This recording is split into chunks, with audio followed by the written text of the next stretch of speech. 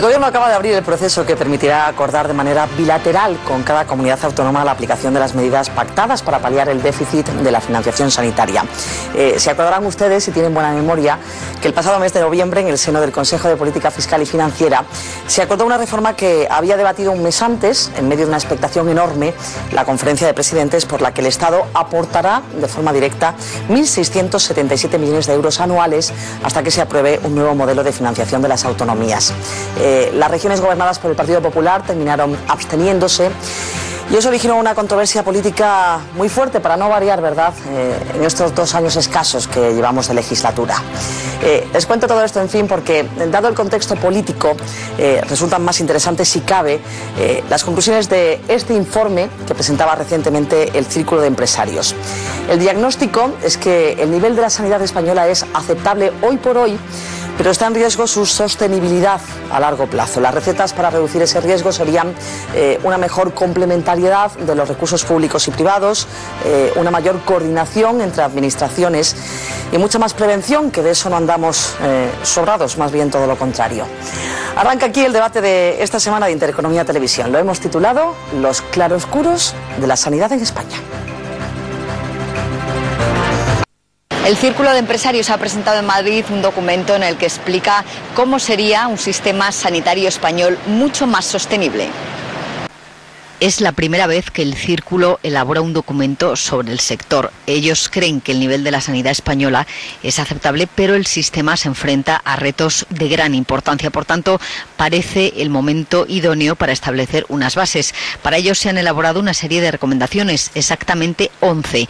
Entre ellas destaca la implantación de una tarjeta electrónica única, la telemedicina, la coordinación entre administraciones públicas o el copago selectivo, amén de la concentración de lo público y lo privado, entre otras. El sistema privado y el sistema público deberíamos pensarlos de una forma complementaria y no de una forma separada como están ahora, donde la gente que quiere cobertura privada tiene que pagar 2 veces. Están pagando su sistema público y luego están pagando su sistema privado. Sería mucho más eficaz unir los dos como un sistema, y entonces unos procesos podían ser públicos, otros privados, y los centros podían ser públicos o privados, y el dinero público seguiría al paciente.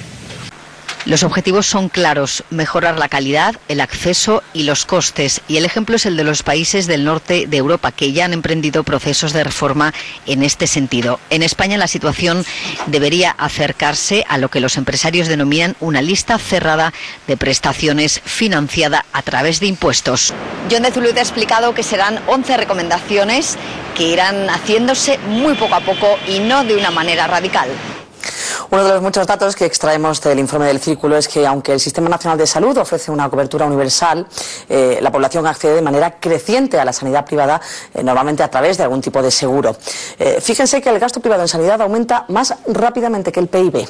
La pregunta en la calle resulta pertinente: ¿sanidad pública o privada? ¿En cuál confía más? Yo prefiero una mezcla de las dos. O sea, la sanidad pública está muy bien, es perfecta y apoya hasta el máximo en muchos, hasta los más altos niveles. Pero muchas veces la gestión privada funciona mucho mejor para aprovechamiento de aparatos, de sistemas, de personal, etcétera. O sea, prefiero una gestión, una responsabilidad pública y muchas veces una gestión privada, controlada perfectamente, por supuesto. La sanidad pública es muy buena, pero las listas de espera están un poquillo largas. En el tema de pediatría, ginecología, son muy largas, y con privada en 2 o 3 días tienes cita con tu ginecólogo y en 2 o 3 días te hace las pruebas que sean necesarias. Es más rápida. Pública. ¿Por qué? Porque creo que funciona bien. Hay que arreglar cosas, pero en general funciona bien. Yo, por desgracia, he tenido que hacer uso de ella con un familiar, un problema muy serio, y ha sido estupendo cómo nos han atendido, cómo nos han tratado y cómo han resuelto. Pues mire usted, yo prefiero las cosas tal y conforme están ahora mismo. Si hay sanidad pública y funciona bien, pues estupendo. Y si hay sanidad privada, si funciona bien y se atiende bien, pues las dos, me imagino que son perfectamente compatibles. La pública. Porque yo creo que no se puede ganar dinero a costa de la salud de los demás. Yo creo que deben estar las dos. La sanidad pública debe existir y aquel que quiera la sanidad privada Lo que creo es en la libertad. Pública. Pues porque al final tienes que recurrir a ella cuando tienes un problema grave. Y además yo creo que es un derecho que todos debían tener sin distinción económica. Nuestros tres invitados han participado en la elaboración del informe del Círculo de Empresarios al que aludíamos y aludiremos de forma constante a lo largo de este debate. Lo mejor es que cada uno de ellos pertenece a un sector distinto de ese gran mundo llamado sanidad. Un grupo asegurador conocidísimo, una compañía biotecnológica y una empresa que comercializa pues, una amplia gama de dispositivos médicos, entre ellos escáneres, resonancias magnéticas. Don Jon de Zulueta, presidente de Sanitas, presidente también del Comité de Sanidad del Círculo de Empresarios, sea usted bienvenido. Muchas gracias. Doña Laura González Moreno, vicepresidenta para España y Portugal de Serono. Lo mismo le digo, un placer tenerla con nosotros. Muchas gracias. Y don Juan Ignacio Trillo, el presidente de General Electric Medical Systems. Muchas un placer gracias. Que se haya incorporado con nosotros a esta mesa de debate. Por empezar por usted, señor de Zulueta, como anfitrión, como presidente y coordinador de este informe, presidente del Comité de Sanidad del Círculo y coordinador de este trabajo que tenemos entre manos. Han detectado ustedes dos grandes problemas en la sanidad española. Son más, pero dos escollos importantes, ¿no? Descoordinación entre las administraciones públicas y un insuficiente desarrollo de la prevención. ¿Se puede calcular cuánto nos cuesta el no hacer bien los deberes en esos dos aspectos? Bueno, es complicado dar una cifra exacta, pero mirándolo como empresario, vamos a decir, se puede hacer bastante más con la misma inversión. O sea, no es cuestión de gastar más, es cuestión de gastar mejor. ¿Y por qué no se hace mejor? Bueno, hay toda una serie de factores aquí que hacen difícil la sanidad en todos los países desarrollados del mundo. Envejecimiento de la población, nuevos fármacos mucho más costosos y nuevas tecnologías, sobre todo en temas diagnósticos, que son muy caros. Entonces sube muy por encima de la inflación normal cada año el gasto sanitario. Es la propia complejidad del sistema, no tanto la voluntad política que... Sí, no, y luego el ciudadano demanda cada vez más en cada país. Cuando el país es más rico, la gente demanda una sanidad mejor. Y entonces la demanda de los ciudadanos cada vez es mayor. Somos más exigentes, ¿no? Somos mucho más exigentes y luego con Internet y todo lo demás tenemos más información. ¿Tienen, doña Laura González, esos mismos problemas que detectamos en España otros modelos sanitarios europeos? Por supuesto que sí. Yo creo que la situación que estamos viviendo en España, y así lo hemos hecho constar en nuestro documento, es un sistema universal que yo creo que es ejemplo y referencia para muchos sistemas sanitarios en el mundo, pero también adolece de ciertas carencias, como muy bien apuntaba Jon. Yo creo que cada vez, afortunadamente, existe más coordinación y colaboración entre los distintos países en aras de intercambiar proyectos y experiencias que lleven a realmente tener un sistema sanitario mucho más eficaces, globales, y que aumente la satisfacción de los usuarios. Es una demanda que yo creo que en general todos los ciudadanos pedimos a nuestros gobernantes, y como no podía ser de otra manera, también en este país debemos empujar por ello. Bueno, teniendo en cuenta que Naciones Unidas dice que en el año 2050 España será el país del planeta con la mediana edad más alta, por encima de los 55 años, la mediana edad. Sí, esto es una realidad que creo que es un factor que debemos contemplar en un sistema sanitario sostenible. El envejecimiento de la población acarrea una serie de patologías crónicas que hay que afrontar de una manera global, no únicamente sanitaria, sino también sociosanitaria, para asegurar la calidad de vida de todos los ciudadanos hasta los últimos días de nuestra vida. Entonces yo creo que esto es una preocupación, yo creo, importante, y por eso yo creo que el Círculo ha decidido pues poner la iniciativa de hacer este documento sobre la sostenibilidad del sistema para poder conseguir que realmente nuestro sistema sanitario siga siendo referencia en el futuro. Señor Trillo, ¿hay algún país europeo que usted envidie?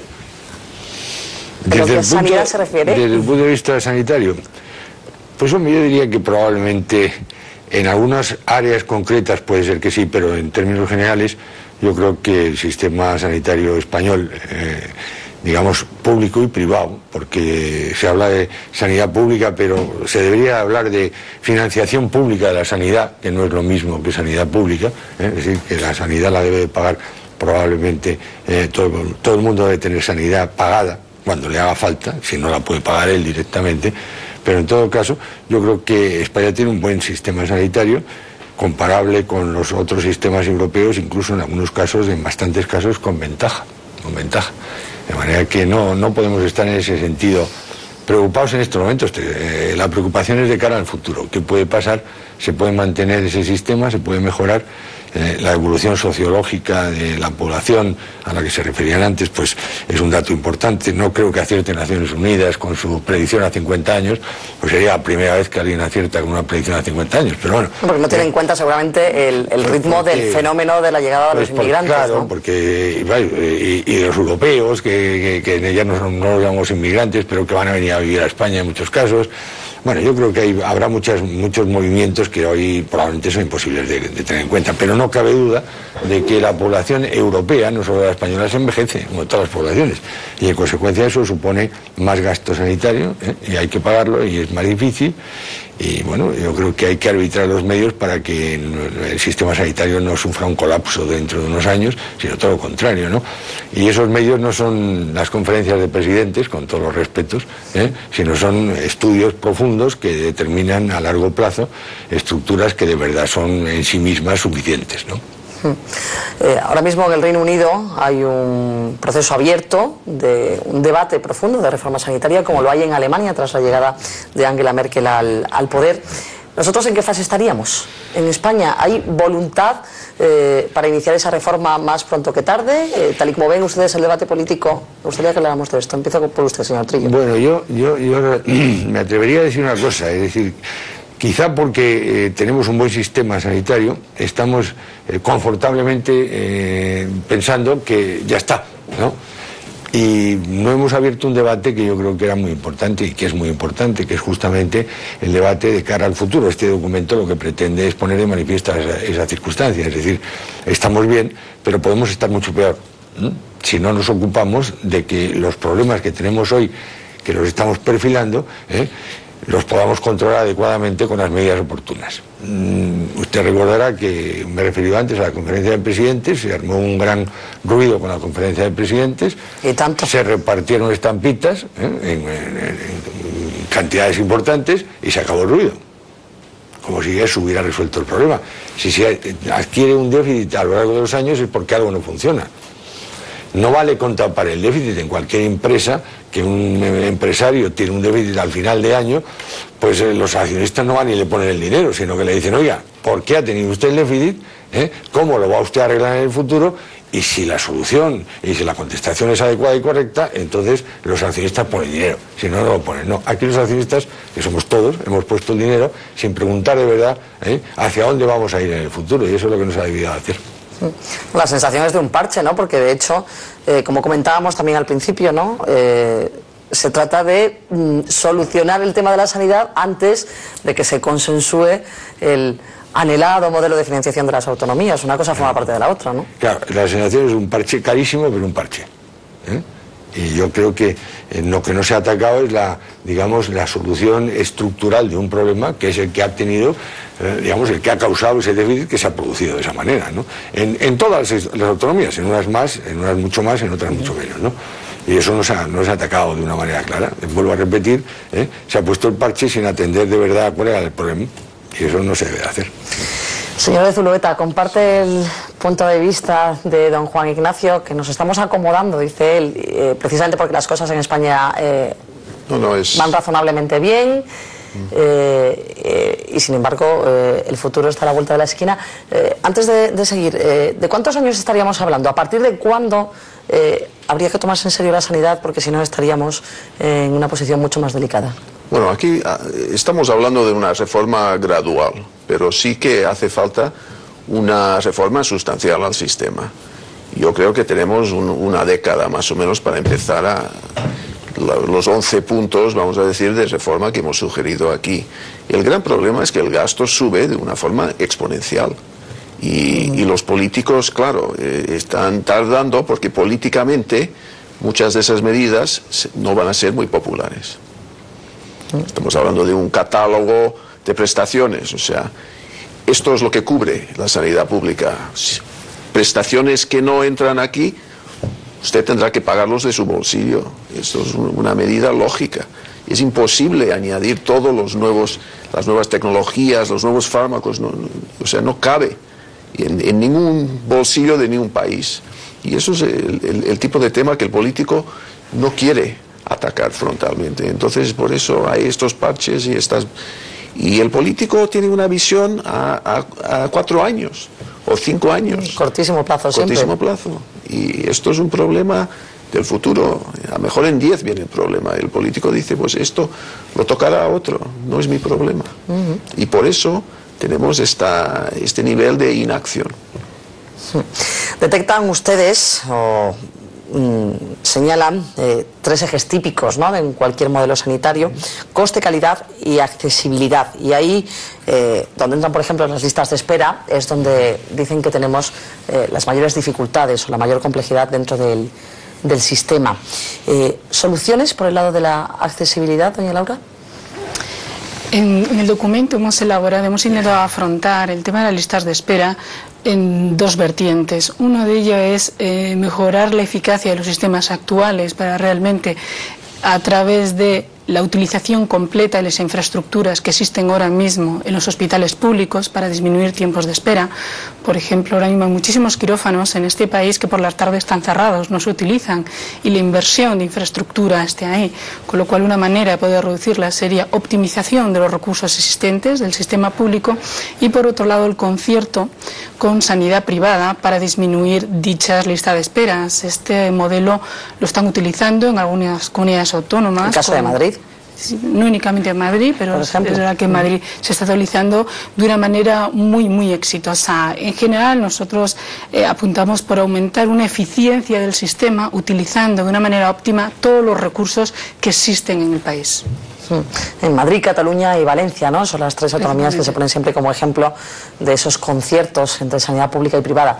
En todo caso, en el caso de las listas de espera, sí podemos referirnos al paradigma de Madrid, aunque la oposición haya hablado de maquillaje de cifras más que de una reducción real de las listas de espera. Me gustaría que nos refiriéramos un poco al caso del departamento que dirige la Comunidad de Madrid, la Mela, y ¿qué medidas se han tomado? Porque a lo mejor no todas las personas que nos están viendo están al tanto. En la Comunidad de Madrid ya lo incluyó en su programa electoral, realmente un compromiso de reducción de listas de espera en ciertas patologías que no fuesen urgentes. Apostó en ello principalmente por concertación con hospitales privados, y hace muy poco la presidenta de la comunidad realmente hizo público que se habían alcanzado dichos objetivos, ¿no? Yo creo que la discrepancia de cifras, la interpretación de las mismas, bueno, entra más del juego político, de lo que realmente puede ser detrás de eficiencia del sistema en sí. ¿Está de acuerdo, señor de Zulueta? Sí, yo creo que han tomado un par de acciones muy buenas en la Comunidad de Madrid. Uno es gestionar las listas de espera con hospitales privados, o sea, decían, te doy 2.000 cataratas, la mejor oferta, y lo ponían a todos los hospitales privados, o 3.000 operaciones de cadera. Y eso es un buen sistema. En Reino Unido están contratando ex novo, o sea, hospitales nuevos creados solo para listas de espera, y están entrando nuevos empresarios de clínicas privadas, o sea, porque dicen que pueden conseguir precios mejores si son nuevos, que no tienen una estructura ya formada. Y entonces, eso son ideas creativas. Y luego, de los 8 hospitales que van a hacer ahora nuevos, uno, Valdemoro, va a tener gestión privada, que también es un experimento, yo creo que muy interesante, y en línea con una de las recomendaciones aquí en nuestro informe. Afortunadamente, yo creo que ya cuando se habla de gestión privada de hospital público, o cuando se habla directamente de que un hospital se gestiona como una empresa, ¿verdad? Y estoy hablando con el presidente de un grupo privado como es Sanitas, con dilatada experiencia en gestión de hospitales. Ya nadie se echa las manos a la cabeza, porque hace no tantos años, cuando se hablaba de que un hospital era una empresa, aquello levantaba ampollas, ¿no? Sí, no. Y como decimos, el quirófano es como la línea de producción. Si el quirófano está abierto 2 turnos o 3 turnos, tienes mucha más eficacia en la gestión.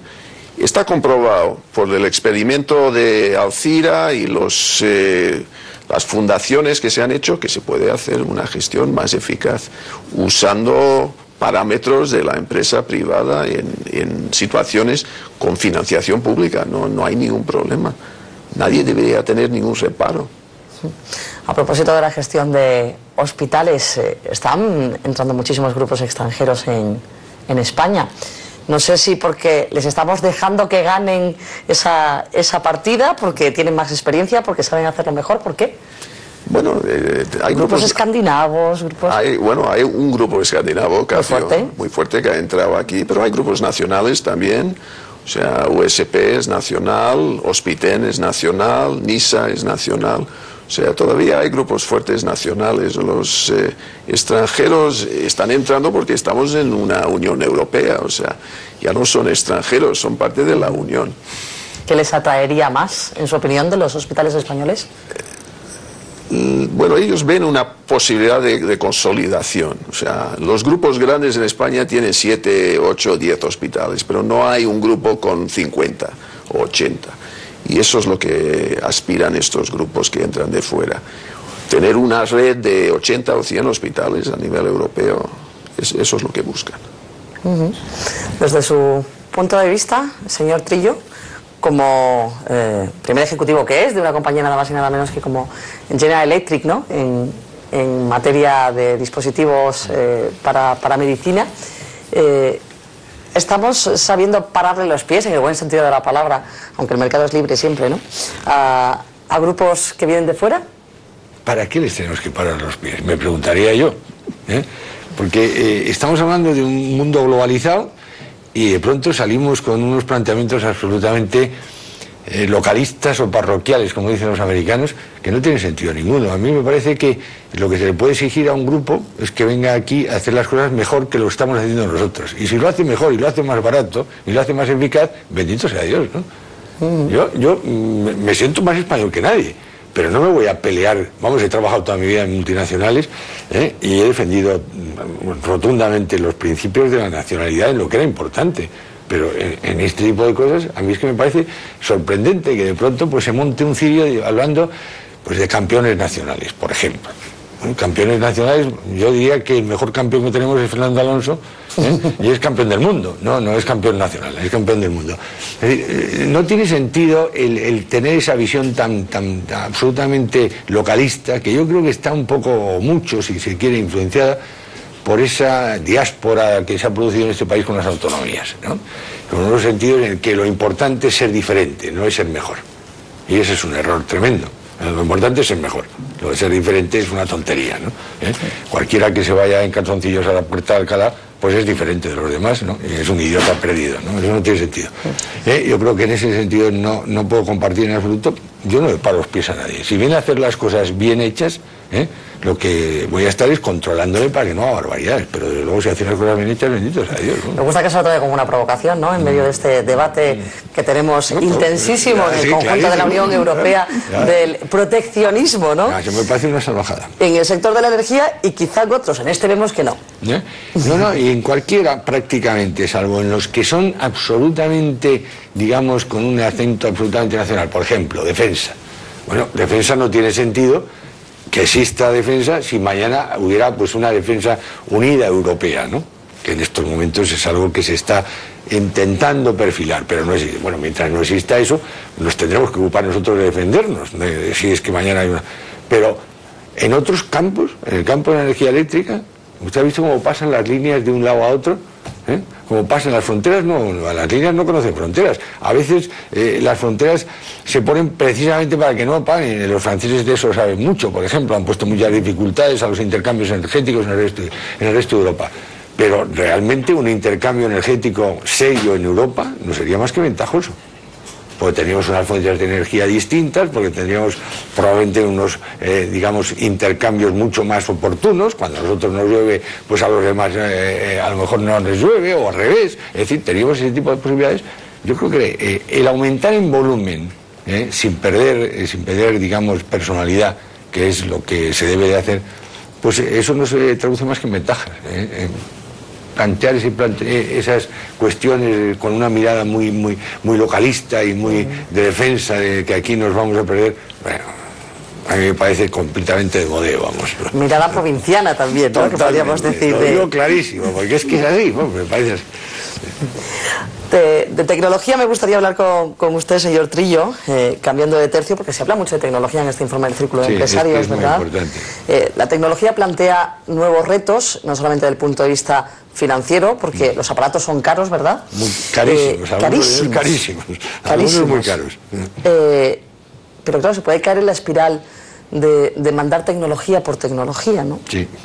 Bueno, yo creo que ese problema no es solo de la sanidad, ¿no? Yo creo que ese problema se extiende a cualquier actividad, digamos, empresarial, ¿no? La tecnología ofrece muchas soluciones, pero naturalmente hay que buscar las soluciones que al mismo tiempo nosotros decimos son rentables, económicamente están justificadas, también en la sanidad. Por eso puedes decir, mire usted, yo voy a hacer una operación con un equipo súper especializado, me cuesta 40 millones y salvo una vida. Y dejo de salvar un montón de vidas que con esos 40 millones podría haber salvado y no he salvado. Por ejemplo, en prevención, en cuidados, en montones de cosas que son mucho más baratas. Es tremendo decirlo así, porque yo comprendo que para un médico, en el momento que tiene que enfrentarse con una situación crítica, pues no existe más que el enfermo y salvarle, ¿no?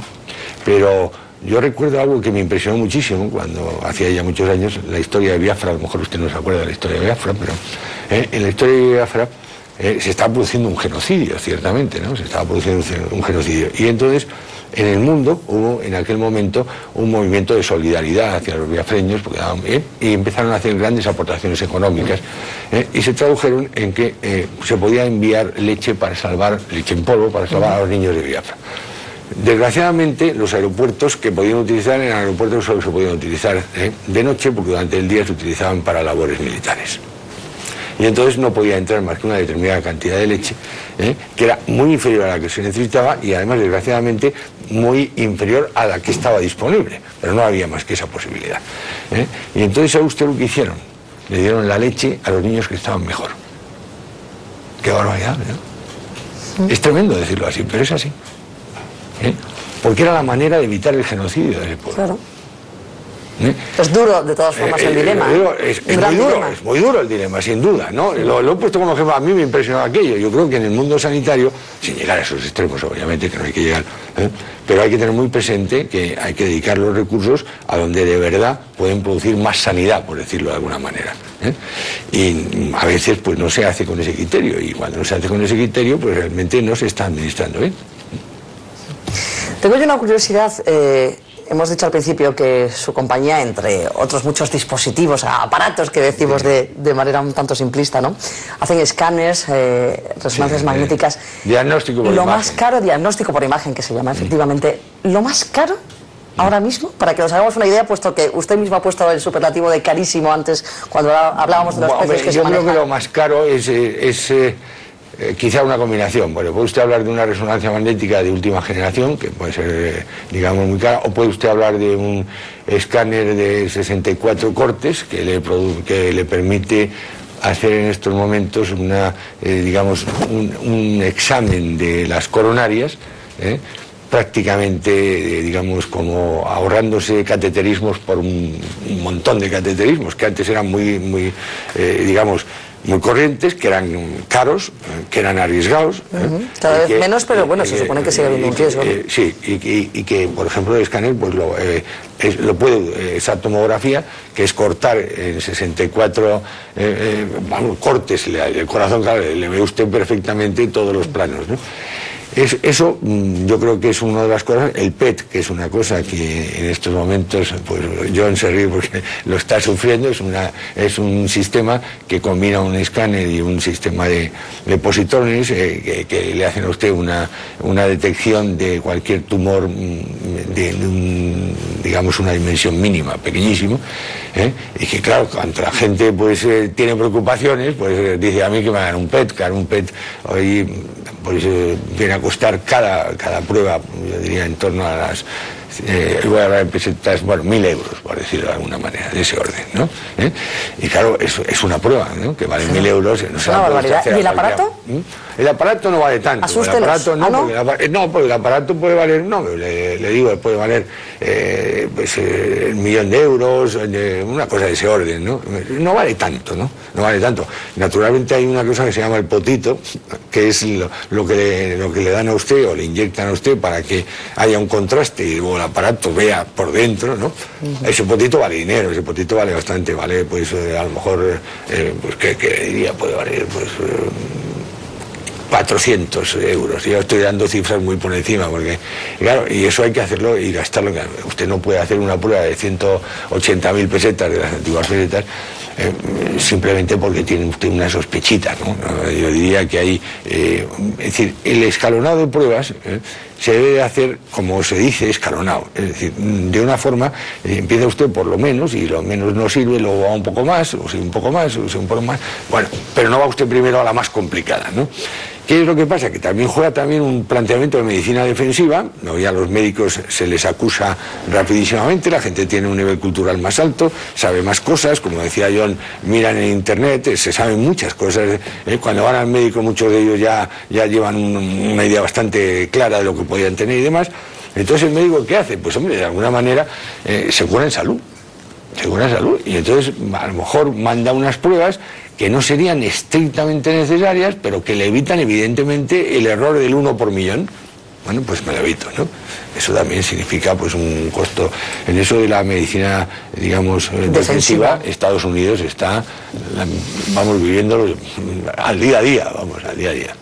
Tiene que salirle por un ojo de la cara la medicina defensiva a bueno, exacto, los seguros privados, ¿no? Lo que está mencionando Ignacio es el gran problema para todas las aseguradoras en Europa en este momento. El PET, por ejemplo, esos estudios del positrón que son para tumores pequeños que no se detectan con otros sistemas, los oncólogos están recomendando ahora para cualquier tumor casi. Entonces el gasto ha subido enormemente. Luego hay un medicamento, un nuevo fármaco, Herceptin, para cáncer de mama, cuesta 30.000 euros por persona año el fármaco. Entonces, claro, muchas aseguradoras se están volviendo locos con esto y muchos sistemas públicos están estudiando si merece la pena y para quién, y haciendo selección ahí de riesgos.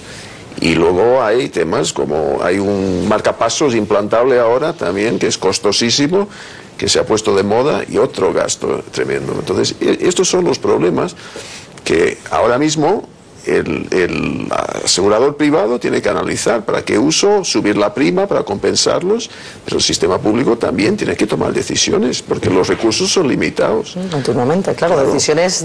¿Vamos a aceptar todo para todos o vamos a aceptar todo pero para pocos? ¿O no vamos a aceptar esto para nadie, que lo paguen de su bolsillo si lo quieren? Esas son las decisiones que hay que tomar, no son populares esas decisiones. Y por eso los políticos se retrasan en tomar medidas. Aparte porque siempre les gusta hacerse la foto, y la foto te la haces con la política de hoy, no con la política que dará resultado de mañana. Exacto, exacto. Estaba pensando yo cuando se refería al señor de Zulueta, señora González Moreno, cuando se refería a ese medicamento revolucionario, que es verdad que tenemos referencia de la prensa, ese medicamento contra el cáncer de mama. En el informe, en la parte del informe en la que hacen referencia a las presiones que ejercen los fármacos, ¿no? O los avances farmacológicos en el sistema sanitario. Sí, es una realidad que el aumento del gasto sanitario es una constante en los últimos años en todos los países, en el nuestro, como no podía ser de otra manera, igualmente, pero hay que estudiar, yo creo, cuáles son los orígenes de ese aumento de gasto sanitario. Hay una parte del gasto sanitario que viene como consecuencia del aumento del número de recetas. Eso quiere decir que el número de cartillas que existen actualmente a los que se está prestando servicio sanitario es mucho mayor, aunque el precio unitario a lo mejor no está aumentando, pero sí el número de unidades que se están dispensando en el sistema sanitario español.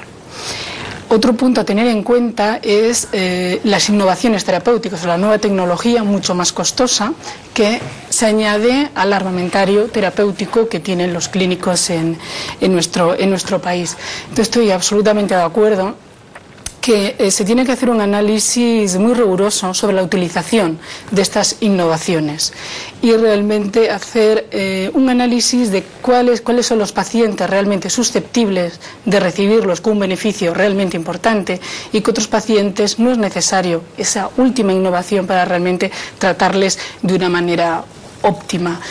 Nosotros siempre abogamos por un estudio global de estudio del paciente en el que realmente se evalúe, se diagnostique adecuadamente el paciente, se estudien todas las alternativas terapéuticas que realmente son adecuadas para la idiosincrasia de ese paciente y que luego los efectos secundarios o otros costes añadidos de dicha patología, no solo la farmacéutica, también sea lo más adecuado.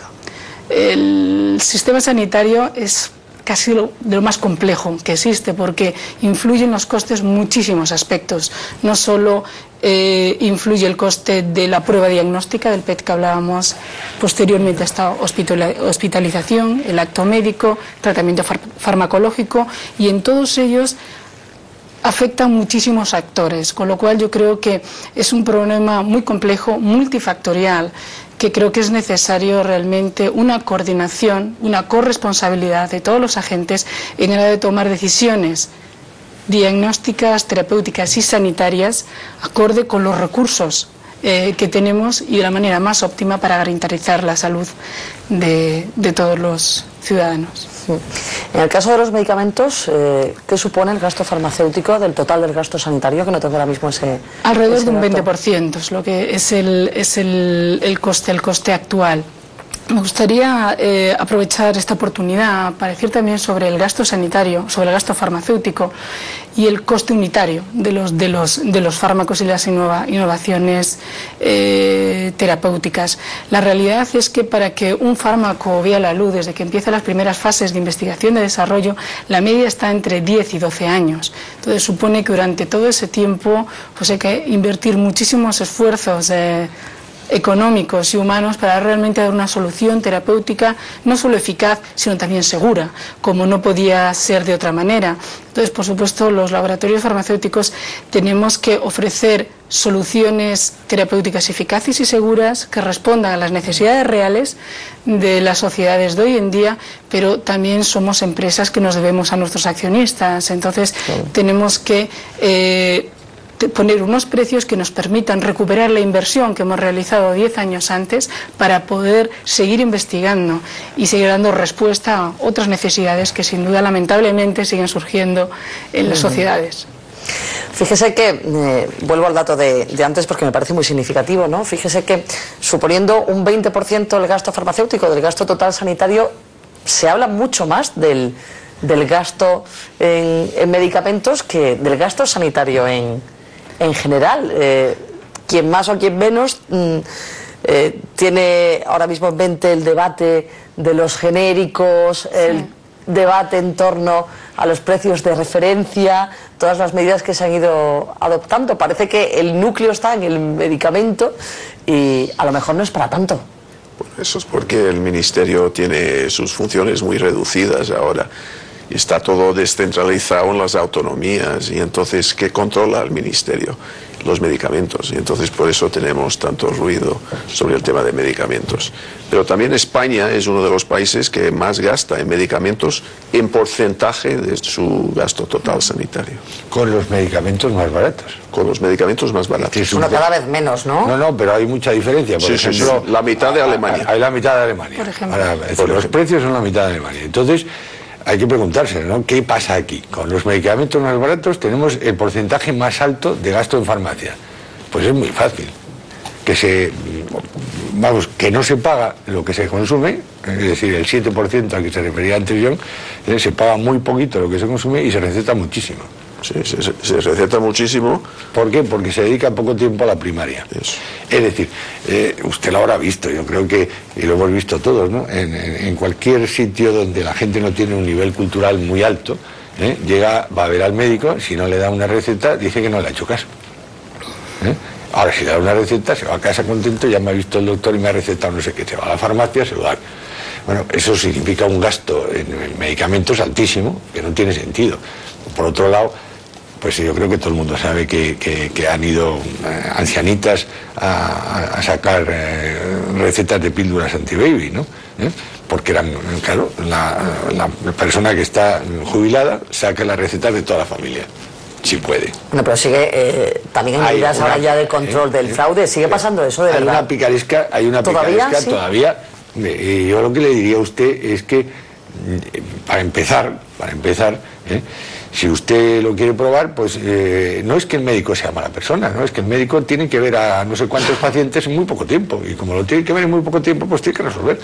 Y como tiene que resolverlo, pues la manera de que resuelva rápidamente, pues es con ese. Y es así. Si usted le deja más tiempo al médico en la consulta, seguro que bajarían seriamente las indicaciones de fármacos. Seguro. Ahora, tendría usted que pagar más al médico, posiblemente, o dedicarle más tiempo, ¿no? Aquí llegamos a un punto interesante, ¿no? Porque me pregunto yo si el médico de la sanidad privada, señor de Zulueta, receta menos que el médico de la sanidad pública. Absolutamente. Mucho menos. Mucho menos, claro. Primero porque tiene más tiempo con el paciente. ¿Cuánto menos? ¿Existe el número? ¿Existe la cifra? ¿Está cuantificado eso? Bueno, ponían en el sistema público que querían 10 minutos por paciente como sistema ideal, pero no estaban llegando los médicos, era imposible, porque claro, tienen tantas personas que ver en un día que si tienes 5 minutos o 6 o 7 ya has tenido suerte, ¿no? Y por eso el tema del bolígrafo y la receta. No, en la sanidad privada mucho menos, obviamente, y ahí la mayoría están pagando el 40% de copago, ¿no? En sus medicamentos o todo el medicamento. Entonces, no. Esto se nota mucho, donde se nota es en Muface. Los funcionarios públicos que han elegido, 86% eligen la sanidad privada, que es ya un dato interesante. Y de estos, hay un copago del 30%. Y estos funcionarios, comparado con otro público, misma edad, mismas ciudades y todo, de funcionarios o personas que están cubiertos por el sistema público y no por el privado, gastan mucho más en medicamentos. No, hay trabajos hechos estadísticos que demuestran que este abuso no es tanto en el sector privado como es en el sector público. Del copago habría varias cosas que decir, ¿verdad? Entre otras, el criterio que se aplica, ¿no? Copago en función de renta en todos los casos, en función de edad, en función de tipos de enfermedades. Eso también da para mucho, ¿no? Obviamente los crónicos y la gente que no puede pagar, obviamente tiene que estar fuera del copago. El copago en ningún caso puede frenar el uso razonable de un servicio. Lo que intentas frenar es el uso desmesurado del sistema, ¿no? Y cuando es gratis, todo el mundo quiere acceso. Esto se vio en Rusia cuando estaban regalando el pan. La gente compraba el pan, no tenían que pagar nada, o sea, era regalado, y entonces el consumo de pan empezó a crecer y crecer y crecer. La gente estaba dándolo a todos los animales de su casa el pan. Y aquí es el mismo problema. Cualquier economista te puede decir, si no hay barrera de entrada, el consumo va a ir hasta el infinito. Y entonces la idea del copago es para poner un pequeño freno, y casi todos los sistemas europeos ahora tienen copagos, y no solo en medicamentos, ¿no? Hay otras áreas. Los alemanes acaban de poner uno de 10 euros para visitar un especialista. Ahora lo pagas una vez cada 3 meses, o sea, tienes 3 meses de visitas, no tienes que pagarlo más. Los franceses tienen el famoso euro que han introducido, los italianos también. Hay que decidir dónde, cómo y diseñarlo con mucho cuidado, para que los crónicos y la gente que realmente no tiene los ingresos suficientes no encuentran una barrera a la entrada del sistema. Pero algo habrá que hacer, eso está claro, porque si no es imposible dar todo para todos, y gratis, pero pagado por nuestros impuestos, claro. Porque esto puede ir, tú fíjate, si estamos pagando más o menos como país el 7,5% de la producción bruta del país va a gasto sanitario, en Estados Unidos ya está por encima, más del doble, está por encima del 14%. O sea, aquí se puede ir una espiral sin frenar. O sea, estaremos todos trabajando para el sistema sanitario. Por motivos obvios no les preguntaré por el céntimo sanitario, no, doña Laura, porque imagino que están de acuerdo. Bueno, o no necesariamente con el céntimo. De presidir una compañía, también soy usuaria, soy ciudadana de este país. Yo creo que son soluciones parciales, como antes comentaban. Yo creo que el poder un impuesto puntualmente o repartir unos fondos no soluciona la problemática de base. Puede ayudar a una sostenibilidad a corto plazo, pero como nosotros comentábamos en el informe, abogamos porque se haga un análisis mucho más profundo, realmente intentando poner unas bases que asegure una sostenibilidad a medio a largo plazo, y como muy bien decía antes, es algo multifactorial en la que se tiene que realmente abrir un diálogo en profundidad y profesional con todos los agentes. Los profesionales sanitarios tienen mucho que decir, la motivación de los profesionales sanitarios, su retribución, su formación continuada, son factores que hay que abordar sin duda. Y luego hay otros agentes como es la distribución, como son las farmacias, hay muchísimos actores que realmente están afectando a ello, y también el propio consumidor. Yo creo que también la prevención que comentábamos antes y la formación en hábitos saludables de una población también ayuda muchísimo a tener un sistema sanitario sostenible. Entonces yo creo que el realmente invertir más en prevención y tener una sociedad mucho más formada en esos hábitos saludables, sin duda ayudará a tener un sistema sanitario sostenible y perdurable en el tiempo. Sí. Hemos sobrepasado ya, y con creces además, el ecuador del tiempo de este especial informativo de Intereconomía Televisión. Han ido saliendo ya soluciones, pero hemos estado más en la parte de diagnóstico que en la parte de las recetas, ¿verdad? Hay una receta de la que no hemos hablado, la implantación, y está en el informe, y con bastante peso específico además. Abogan ustedes por la implantación de una tarjeta sanitaria electrónica única, compatible en todo el territorio nacional.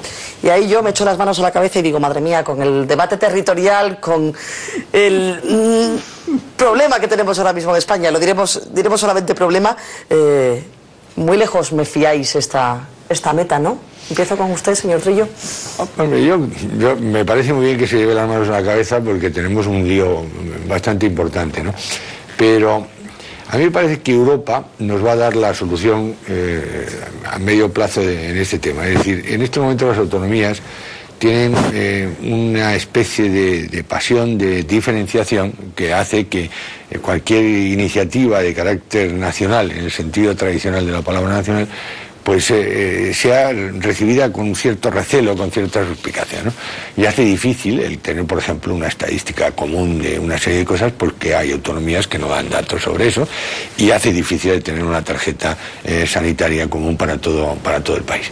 Lo que pasa es que la movilidad de los ciudadanos europeos, pues yo creo que lo que hace es que cada vez aquí hay más europeos, y en Francia pues hay más europeos que no son franceses, etcétera, y eso va a introducir, yo creo, una directiva que se está viendo venir, que es la tarjeta sanitaria europea, porque hay un problema tremendo. Es decir, cuando viene un alemán y no sé, vive en la costa de Levante, pues resulta que se pone malo y va al hospital que tiene al lado, claro, y entonces ese hospital tiene que cobrarle al sistema alemán, le tiene que cobrar de alguna manera, porque le está dando un servicio para el que ese alemán no ha tributado nunca, porque no está pagando impuestos, normalmente no ha pagado impuestos en España.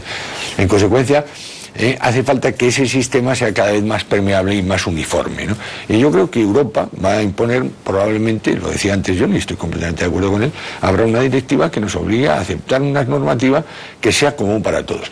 Que luego la tarjeta en cada sitio tenga un escudo distinto, tenga un color distinto, bueno, eso sea, pero esa normativa lo que debería de suponer es que, además de servir para conseguir unos servicios sanitarios, llevará, como se pretendía, la historia clínica del paciente en la propia tarjeta, con lo cual realmente, sobre todo los datos fundamentales de ese paciente, pues le acompañan a donde vaya, y cuando entra en cualquier urgencia pues ya saben automáticamente cuál es su historial clínico, que es un dato de enorme importancia a la hora de poder diagnosticarle cualquier patología.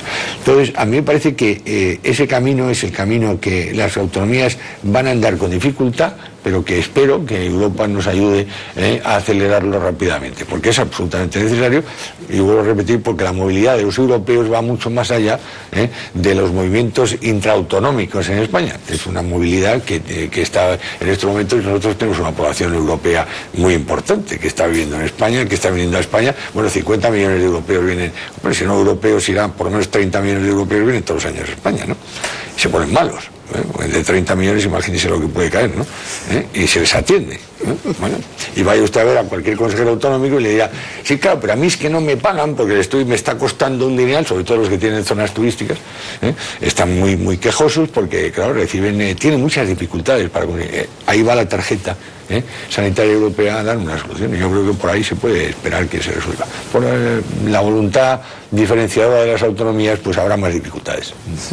De todas formas, la ministra Ana Pastor, la exministra ahora, ministra de Sanidad, que lo fue en la última legislatura, en la segunda legislatura del Gobierno Popular con Aznar, ya aprobó una tarjeta sanitaria electrónica. No sé si única, pero sí para muchas comunidades autónomas. ¿Dónde quedó esa tarjeta? Intentó, pero sí, las autonomías gobernadas en aquel momento por el Partido Popular sí intentaron hacer una tarjeta compatible. Lo difícil no es hacer la tarjeta compatible, son todos los sistemas que van detrás. Todos los datos están almacenados con software distinto. Yo creo que en este momento más o menos la mitad del país tiene algo compatible, la otra mitad no. Y la ironía va a ser lo que mencionó Ignacio, va a llegar la tarjeta europea compatible en todos los países de la Unión Europea antes que la tarjeta compatible en todas las autonomías de España. Qué locura, madre mía. Y debería ser una tarjeta con microchip de estas avanzadas, donde pones el historial clínico y tienes todos los datos. Y la única pega en este momento es la ley de protección de datos. O sea, la única preocupación es el acceso a los datos de esas tarjetas. Y eso es el único freno que está retrasando un poco la introducción. Pero la tecnología está, Europa está por la labor, y esa tarjeta lo vamos a ver, yo creo que pronto. ¿Y la telemedicina en qué fase se encuentra en España ahora mismo? Bueno, hay un poco. El líder en telemedicina es el Ministerio de Defensa, lo tienen para Kosovo, para los soldados que están fuera de España. Eso está funcionando bien. Nosotros hemos hecho unas pruebas piloto con Transmediterránea en los transbordadores. Hay mucho interés por parte de aerolíneas, como por ejemplo Iberia. Y yo creo que también hay mucha utilidad en zonas rurales donde tienen difícil acceso a un buen hospital, porque esto te da con banda ancha información directa a cualquier hospital que tenga un receptor del sistema. Entonces tú puedes tener el mejor cardiólogo del mundo en tiempo real mirando un paciente en un pequeño pueblo de Asturias. Eso es el gran valor de la telemedicina. Y también se puede operar, hay operaciones a distancia ahora a través de telemedicina. O sea, un cirujano en Roma puede operar una persona en Valencia. Lo que ocurre es que ahora mismo son casi noticia en los telediarios, casos puntuales, sí, casos ¿no? Puntuales. Todavía. Pero eso en forma sencilla, que es zonas rurales que no tienen médicos cerca, se pueden poner equipos. No son tan caros los equipos y la banda ancha, como usted sabe, está llegando ya a todo el país. Bueno, yo le diría una cosa, hay algunas autonomías, y voy a poner un ejemplo, porque Extremadura, por ejemplo, que es una autonomía que en otros aspectos pues tiene problemas, en este aspecto ha comunicado todos los hospitales de Extremadura, que son 7 hospitales, los ha comunicado, de tal manera que cualquier paciente de cualquiera de esos hospitales, por ejemplo, en diagnóstico por imagen, las radiografías que le hagan en Zafra las pueden tener al día siguiente, 3 segundos, las puede tener un radiólogo de Cáceres o un radiólogo de Badajoz, que puede informar sobre esa porque esa radiografía, pues a lo mejor el especialista que hay en Zafra no es, digamos, el que haría falta para enjuiciar eso con pleno conocimiento, y lo hace o porque quiere tener una consulta médica. Y eso está funcionando, y está funcionando magníficamente bien. Eso en las zonas, y España hay zonas muy pobladas, pero hay zonas muy poco pobladas y muy extensas, donde realmente la solución de la telemedicina ofrece, digamos, economías enormes, porque es imposible que usted ponga en un pueblo pequeño 10 especialistas, algunos es absolutamente imposible. Entonces, claro, pues no se quedarían allí. Si son buenos, se irían a otro sitio, ¿no? Porque tendrían más posibilidades de ver enfermos. Aparte de que el médico se entrena con los enfermos, y cuantos más enfermos tiene, mejor médico es, ¿no? Ciertamente, ¿no? Entonces, bueno, eso se resuelve a través de la telemedicina, que ofrece un montón de oportunidades en ese terreno, un montón de oportunidades.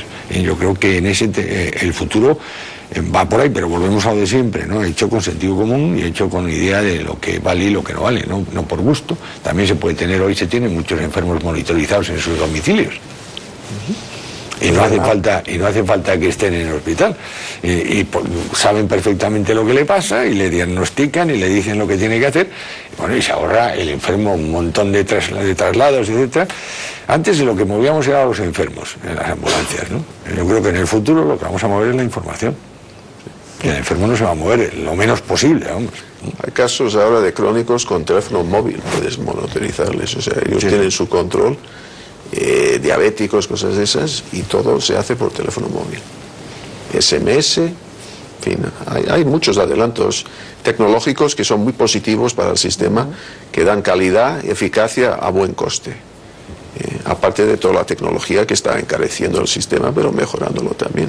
Desde el punto de vista económico, que puede permitir incluso un ahorro de costes, ¿no? Exacto, la tecnología positiva la llamo. Es el enfoque más interesante. Lo que pasa es que el enfermo se tiene que dar cuenta de lo que vale lo que recibe.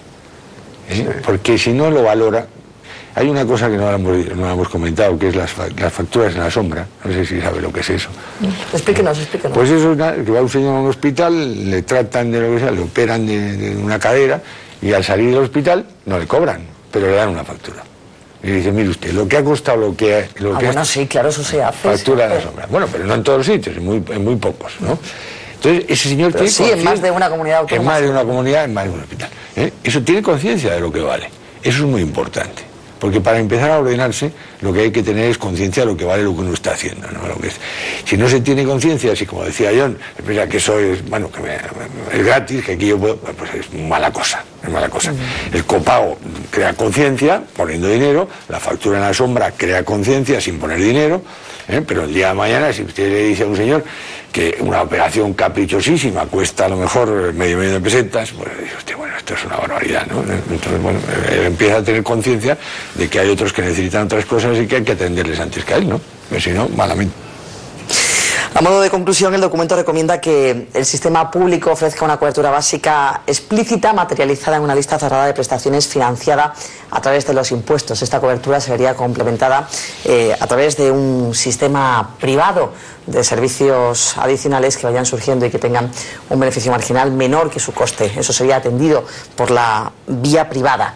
Textualmente eso es lo que dice el informe, recogiendo esas 11 recomendaciones, ¿no? Sí, no, y esta es una muy importante, porque como hemos dicho, es imposible cubrir todo para todo el mundo con un gasto razonable. Entonces, lo que estamos recomendando aquí es un catálogo de servicios nunca inferior al catálogo que tenemos ahora mismo, o sea que cada autonomía tendría su catálogo mínimo de servicios, podía añadir más si quisiese, financiándolo ellos, y también pasar al sector privado otras nuevas aportaciones que entran ahora estamos con el tema del cordón umbilical de los bebés, por ejemplo. Bueno, hay bancos públicos, si quieres mandarlo y usarlo para tu futuro niño, que hoy es un bebé, pues un banco privado, esto podría ser perfectamente algo fuera del catálogo público.